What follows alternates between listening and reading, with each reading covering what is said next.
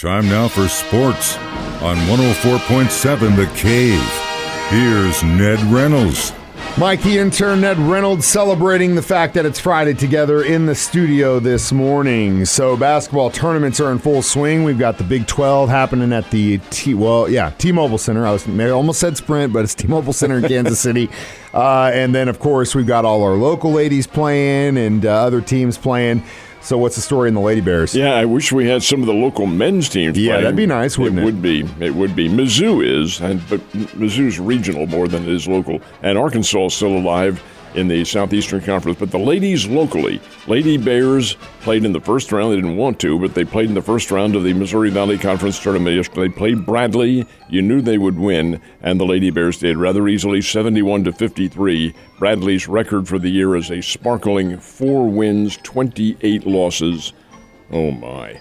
Anyway, Lady Bears win, and they will play this afternoon, and they're playing Drake. That will be a different story. Drake is very good. They blew the Lady Bears out of the ballpark last weekend.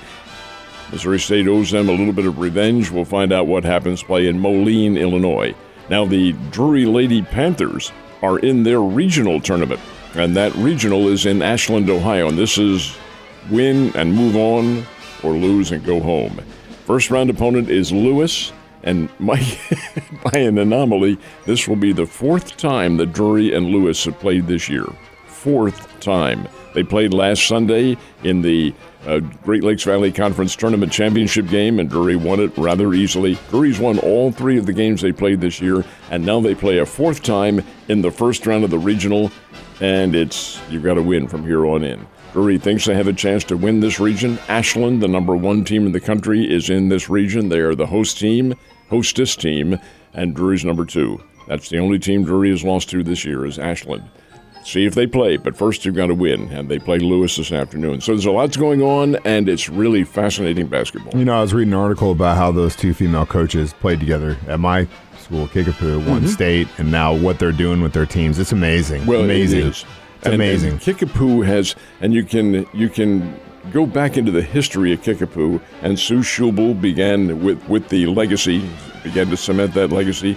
Stephanie Thurman, Stephanie Phillips followed through, and these are all individuals who played, Heather Rizell and people like that, all played for those coaches and did well and now are coaching themselves. And it's a great pedigree and a great system when you can see it happen right before your eyes. It's a really cool thing. All right, so we did have some winners at the state level, didn't we? Had one winner. Well, this is semifinals because the classes 1, 2, and 3, the championships are today and tomorrow.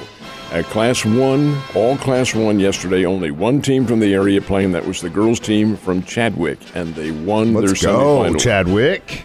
Chadwick and Christian County, and the Chadwick Lady Cardinals won their game. They defeated South Nottoway 55-43, and today they will play Meadville for the championship, Class 1 Girls Championship. That'll be at 4 o'clock, and they're playing in the Great Southern Bank Arena.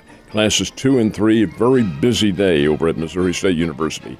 All the classes are playing 1 championship, 2 and 3 semifinals. They'll play their championships tomorrow, and several teams from the area involved in this, both boys and girls. So you mentioned yesterday was only Class 1. That means we've got more action coming up this weekend. Is that right? Oh, a whole lot of it. All ends tomorrow afternoon, tomorrow night. But Who's playing? Who's playing? This is Classes 2 and 3 that will play there, and there are some good, especially tonight at 8 o'clock, 8:30, I think is when they begin. It's a girls semifinal in Class 3 that's all Southwest Missouri. Skyline and Fair Grove just happens to be the districts that they play in, and they'll match up. They'll play each other, and the winner of that one will go on to the championship game, and that is tomorrow. I know we've got the madness starting next week for the most part, and after Selection Sunday, but what happens with these local basketball teams? The local ones, the city ones, are playing this afternoon in the semifinals and tomorrow afternoon. And the focal point is Southwest Baptist up in Bolivar. That's where all these games are played. The boys play a triple header this afternoon beginning at 4 o'clock. And this will really be very interesting. Logan Rogersville's playing Father Tolton. That's a school up in Columbia, Catholic school. They're coming down here to play. At 5:45, Springfield Hillcrest will play Jefferson City. And at 7:30, your alma mater plays Lee's Summit West. These are all boys games, all on the same court, triple header. Tomorrow, the girls play a triple header, and all the local teams are involved starting at the same time, 4 o'clock. Really great place to watch some terrific city encompassing basketball. Really cool stuff, and I'm sure it's good for Bolivar, but it's going to be a hot, sweaty, stinky court after 3 dudes playing 3 men's boys basketball games back to back. Thank God we don't have to be in there for that, Ned. Area teams on the schedule in this men's college basketball schedule. What's happened so far? Well, we have the Big 12, of course. It's going on up at the Sprint Center. I have to take that back. Up at the T-Mobile Center in Kansas City. Changed their name. Kansas came away with a win yesterday, beat West Virginia 78-61, so they advance, although Bill Self is not coaching the team. He's been hospitalized with what's called, quote, a procedure, end quote. You have to think it's probably cardiac related, but nobody knows, and they won't tell you. But he's recovering fine, and he'll be back with the team when they get to the NCAA, which they will. Iowa State won their game. Texas was a 60-47 winner over Oklahoma State. It was Kansas State. The K-State Wildcats lost. TCU, Texas Christian, beat them 80-67. Those damn Horned Frogs in football and basketball can't get past them. But I don't think it knocks Kansas State out of the tournament. I think they'll be in the NCAA, but they're done in the Big 12. Yeah, I mean, they're that, you know. SEC tournament, Arkansas had a big game last night with Auburn and beat Auburn by 3. 76-73. It was a dandy. Missouri plays this afternoon. Missouri is the 4th seed in this one, and they are playing the Volunteers, playing the Tennessee Volunteers. Gonna be a tough game. That will be a lot of fun. That's this afternoon. So yesterday, big announcement that Arena Football is coming to town. Indeed. The public is asking help in the name, which sometimes that can turn out to be a really bad idea if you've seen some of the comments on social media. But I've heard Springfield Cobras, to kind of reference the Cobra scare, the Springfield Cashew Chickens, which I think would be hilarious. That was brought up at the little press conference that we had yesterday. Somebody said Cashew Chicken, and it brought a laugh, but no, that's... But I will tell you like this. The this is a true 66ers. story. This did happen. Stanford University, when they decided to become, the NCAA said you got to get rid of Indians. They weren't allowed to be called the Stanford Indians anymore. So what would they change their name to? And they turned it over to the student body, and the student body came up with, not unanimous, but a very strong, popular choice of the Thunder Chickens. And of course, the administration said no. So they call them the cardinal, but it's not the bird. It is the variety of pine tree. That's why they have that. Oh, my God. I mean, that's the dumbest thing I've ever heard of. All right, well, what's your vote? You like Cobras? I like Cobras. Yeah? I think Cobras would do pretty Cobra would good. be pretty cool. Mm-hmm. We'll see. But it looks like it's going to be a pretty cool thing to check out, especially for the community. It's not the first time we've had arena football. We had the Wolfpack years ago. A little bit different. This is different. This is a pretty well-organized league, except that they don't have all their teams yet, and that's what they're doing now. Springfield will have a team. The commissioner is Tim Brown, the Heisman Trophy winner from Notre Dame, and all-pro with the Raiders. He was great. He's a great speaker, terrific speaker. And the groundwork is laid. It'll begin a year from now. It'll begin in June of 2024. It's a 3-month season, June, July, and August.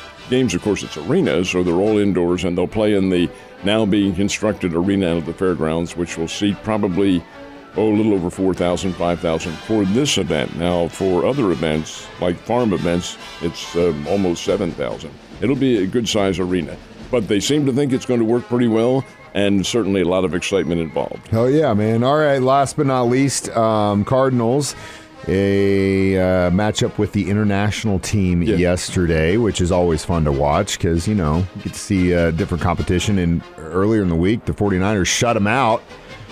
How'd the Cardinals do? Well, the Cardinals played Team Nicaragua yesterday. The Nicaraguan team they've got some major leaguers on there, but it's really not a strong team. Cardinals fell behind Nicaragua 4-3, but rallied for 3 runs in the 8th inning and beat Team Nicaragua 6-4. Now, this is not World Baseball Classic competition. That begins tomorrow for all the teams, and Nicaragua will be playing in the Miami region. I don't see them winning. It's probably going to be the Dominican Republic. They're the very heavy favorite. Team USA did play out on the West Coast yesterday afternoon, played the Los Angeles Angels and beat the Angels 6-0.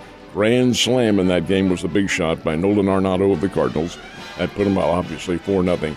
And then Team USA, which still hasn't come together offensively. You take a look at their lineup, and they are all sluggers.